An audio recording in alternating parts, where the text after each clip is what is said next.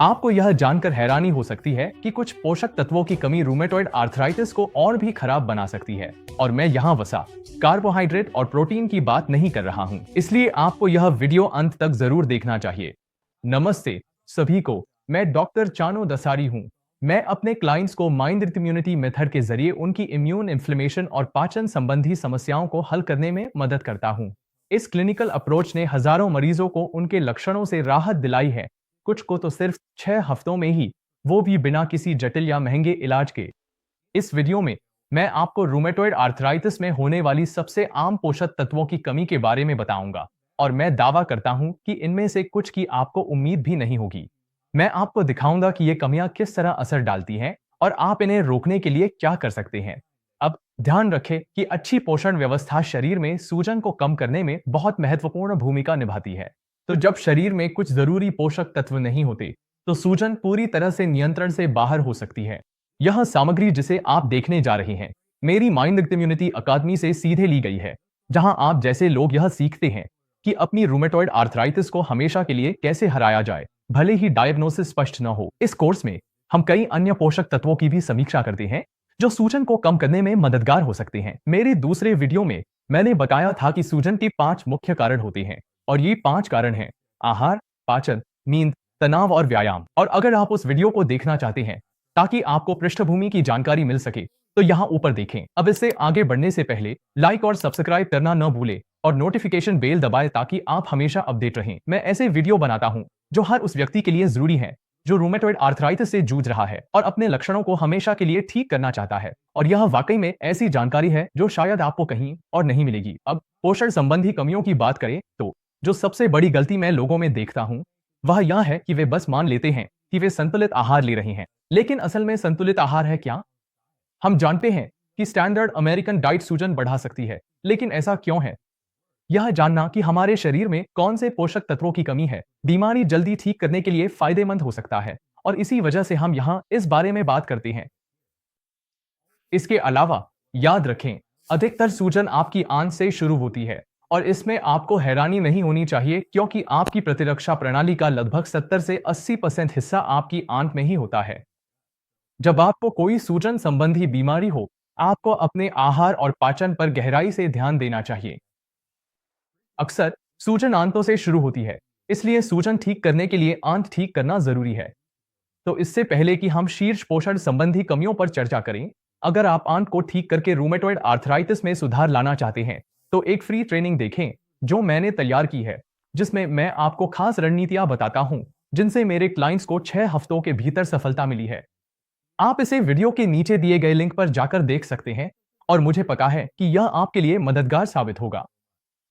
यह लिंक आपको एक ऐसे पेज पर ले जाएगा जहां आप अपना ईमेल डालकर रूमेटॉइड आर्थराइटिस को उलटने के लिए एक फ्री ट्रेनिंग प्राप्त कर सकते हैं।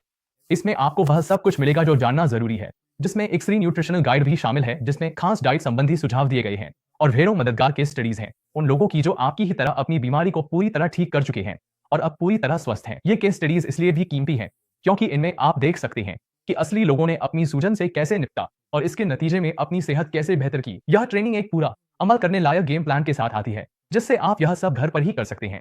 बस पेज के ऊपर अपना ईमेल डालें और शुरुआत करें। अब चलिए पोषण संबंधी कमियों के बारे में बात करते हैं। मैंने यह वीडियो पहले रिकॉर्ड किया था और इसमें बताया गया है कि आपकी डाइट में सबसे ज्यादा किस चीज की कमी हो सकती है। सबसे आम विटामिन की कमियों में विटामिन D3 और विटामिन B12 शामिल हैं। मिनरल की कमियों में मैग्नीशियम, जिंक और सेलेनियम आते हैं। अगर आप डोज और भरोसेमंद ब्रांड्स के बारे में जानना चाहते हैं, तो मैंने नीचे एक लिंक पोस्ट किया है जिसमें मैंने रूमेटॉइड के लिए अपनी टॉप सप्लीमेंट चॉइसेस दी हैं। अब रूमेटॉइड में सबसे बड़ी पोषण संबंधी कमी फाइटोन्यूट्रिएंट्स की होती है। यह फाइटो यानी PHYTO न्यूट्रिएंट्स है। फाइटोन्यूट्रिएंट्स ये क्या होते हैं और ये क्यों जरूरी है? फाइटोन्यूट्रिएंट्स पौधों और फफूंदों से मिलने वाले ऐसे अणु हैं जो मानव स्वास्थ्य पर गहरा सकारात्मक प्रभाव डालते हैं। सोचिए सुपरफूड्स की तरह। ये एंटी इंफ्लेमेटरी, एंटीऑक्सीडेंट और एंटी एजिंग होते हैं। अधिकतर डॉक्टर हमें यह नहीं बताते कि हजारों वैज्ञानिक शोध पत्र हैं जो दिखाते हैं कि फाइटोन्यूट्रिएंट्स सूजन को उलट सकते हैं। असल में सभी दवा कंपनियों ने इन नतीजों को दवाओं के जरिए दोहराने की कोशिश की है। इसलिए यह जानना बहुत जरूरी है कि फाइटोन्यूट्रिएंट्स क्या हैं और आप इन्हें अपने शरीर को ठीक करने के लिए कैसे इस्तेमाल कर सकते हैं। ज्यादा फाइटो वाले आहार का मतलब है कम सूजन। मेरा मानना है कि हर बार जब आप कुछ खाते हैं तो वह दिमाग को ऊर्जा देने, आंत को ठीक करने और इम्यूनिटी को रीसेट करने का एक मौका है। तो इन मौकों को बेकार मत जाने दीजिए। मैं हर रोज हर खाने के साथ हाई डोज फाइटोन्यूट्रिएंट सप्लीमेंटेशन में पूरी तरह विश्वास करता हूं। टर्पेन्स दिमाग को तेज करने वाले होते हैं। ये नोट्रोपिक्स हैं। ये नसों की मदद करती हैं। ये मूड को बेहतर बनाती हैं, पाचन में मदद करती हैं, दर्द को कम करती हैं और एकाग्रता को बढ़ाती हैं। ये स्पष्ट रूप से सूजनरोधी होते हैं और मशरूम, भांग, मसाले, जड़ी बूटियों आदि जैसे खाद्य पदार्थों में पाए जाते हैं। ये सिट्रस के छिलके के जेस्ट और पुदीना, तुलसी, सौंफ, सौंफ के बीज, ginkgo biloba, ginseng, Bacopa monnieri जैसी चीजों में भी बड़ी मात्रा में मिलते हैं। इनमें से कुछ जिनके बारे में जानना जरूरी है वे हैं कैरोटीन, जो गाजर में पाया जाता है, यूसीन, मोनोटर्पेन्स, डाइटर्पेन्स, ट्राइटर्पेन्स और टेट्राटर्पेन्स, और एरिनेसिन्स, जो मशरूम में मिलते हैं। इन्हें सेवन करने के मेरे पसंदीदा तरीके हैं चाय, मसाले, मशरूम और ऑर्गेनिक संपूर्ण खाद्य अर्क। अब हमारे पास फिनोल्स हैं, जिन्हें पॉलीफिनोल्स भी कहा जाता है। ये खास पौधों के सूक्ष्म पोषक तत्व हैं जो दिमाग प्रतिरक्षा कार्य को बेहतर बनाते हैं। इनमें क्वेरसेटिन, कैम्फेरोल, मायरिसेटिन, रूटिन, एपिजेनिन, यूटियोलिन, दानों, मटर, अश्वगंधा, ग्रीन टी से मिलने वाले कैटेचिन्स, बेरीज और रेड वाइन से मिलने वाले फ्लेवोनोल्स, रेस्वेराट्रॉल जैसी चीजें शामिल हैं। वही जो डॉ ओज ने जिसे मशहूर किया, हल्दी से मिलने वाला करक्यूमिन, चाय, बेरीज और छाल से मिलने वाले कैनिन्स, सिनामेट, गैलेट, मिर्च से मिलने वाला कैप्सैसिन, जिंजरोल, रूटिन, फेरुलेट, कपूर, ब्रोमेलिन और विभिन्न जड़ी बूटियों व मसालों से मिलने वाला थीफ्लाविन। अब फिनोल्स को लेने के मेरे पसंदीदा तरीके हैं गहरे रंग की बेरीज, हरी सब्जियां, मसाले, चाय, बीन्स और दालें। अगर आप बीन्स और दालें खाते हैं तो उन्हें रात भर भिगोकर प्रेशर कुकर में पकाएं। इनमें लेक्टिन्स नामक जटिल प्रोटीन होते हैं जो लीकी गट, सूजन और पाचन में समस्याएं पैदा कर सकते हैं। लेकिन आपको बस इतना करना है कि इन्हें भिगोकर प्रेशर कुकर में पकाएं और लेक्टिन्स गायब हो जाते हैं। ठीक है, अब आगे बढ़ते हैं। क्लोरोफिल एक फाइटोन्यूट्रिएंट है जो ज्यादातर पौधों और समुद्री शैवाल में पाया जाता है। यह प्रकाश संश्लेषण के लिए जिम्मेदार है, जो एक ऐसी प्रक्रिया है जिसमें सूर्य की किरणों को ऊर्जा में बदला जाता है। क्लोरोफिल शरीर में फ्री रेडिकल्स और विषाक्त पदार्थों का शक्तिशाली सफाया करने वाला है। मुझे इन्हें खाने का सबसे पसंदीदा तरीका सलाद और शेक्स में है, जिसमें ढेर सारी हरी और पत्तेदार सब्जियां होती हैं। यह जानना जरूरी है कि क्लोरोफिल गर्मी के प्रति संवेदनशील होता है, इसलिए सब्जियों को ज्यादा न पकाएं। आप इन्हें कच्चा खा सकते हैं या हल्का भाप में पका सकते हैं या उबाल सकते हैं। अगर आप इन्हें तलते हैं या जला देते हैं तो इनमें मौजूद लगभग सारा क्लोरोफिल नष्ट हो जाता है। मुझे वे कोल्ड प्रेस ग्रीन जूस और व्हीट ग्रास शॉट्स पसंद है जो उन शानदार जूस बार्स में मिलते हैं। इनमें क्लोरोफिल की भरपूर मात्रा होती है। ठीक है, अगला थायोसाइनेट्स क्रूसीफेरस सब्जियों में पाए जाते हैं, जैसे ब्रोकोली, ब्रसेल्स स्प्राउट्स, फूल गोभी और पत्ता गोभी, बोक चॉय, केल, वसाबी, हॉर्स रेडिश और केपर्स। इस परिवार में सबसे प्रसिद्ध पोषक तत्व सल्फोराफिन है, जो एक शक्तिशाली लिवर डिटॉक्सिफायर है। यह महत्वपूर्ण इसलिए है क्योंकि लिवर आंत से आने वाले खून को छानता है, इसलिए यह एक बहुत ही जरूरी अंग है जो सूजन को नियंत्रित करता है। मेरा पसंदीदा तरीका सल्फोराफिन और थायोसाइनेट्स का सेवन करने का सलाद और शेक है, लेकिन मैं आपको एक सुझाव दूंगा। अगर आप थोड़ा सा सरसों का पाउडर डालते हैं तो उसमें एक एंजाइम होता है जो सल्फोराफिन को शरीर में मेटाबोलाइज करने में मदद करता है। इसके अलावा ब्रोकली स्प्राउट्स में असली फूल की तुलना में 10 गुना ज्यादा सल्फोराफिन होता है, तो कोशिश करें कि अपने व्यंजनों में स्प्राउट्स और माइक्रोग्रीन्स को शामिल करें। फाइटोइल्स, यह एक बहुत ही महत्वपूर्ण श्रेणी है क्योंकि आपकी अधिकांश वसा फाइटोइल से आनी चाहिए।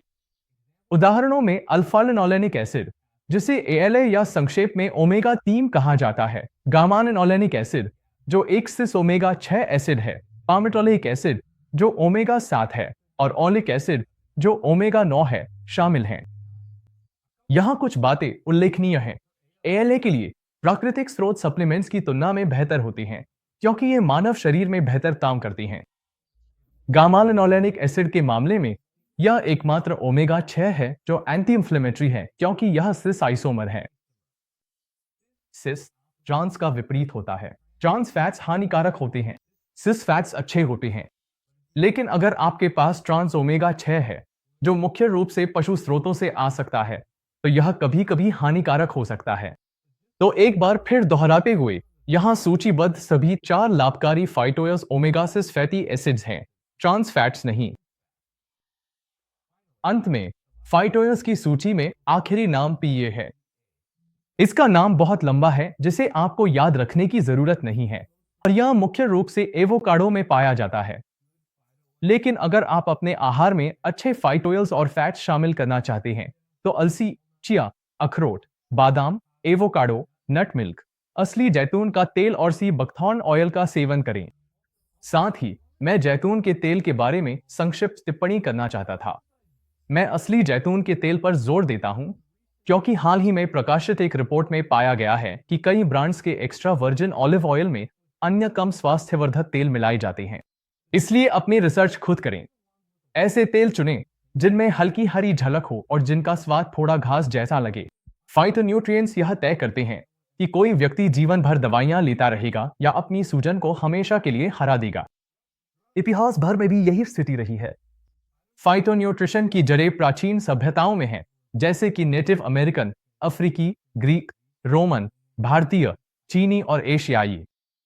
अधिकांश इंसानों ने हजारों वर्षों तक पौधों, जड़ी बूटियों और कवक का उपयोग दवाओं के रूप में बीमारियों को ठीक करने के लिए किया है। असल में आजकल जो कई आधुनिक दवाइयां आप देखते हैं वे इन्हीं फाइटो कंपाउंड्स से निकली हैं और दुनिया के जिन हिस्सों में लोग अपना खाना खुद उगाते हैं वहां इम्यून बीमारियां लगभग नहीं के बराबर हैं।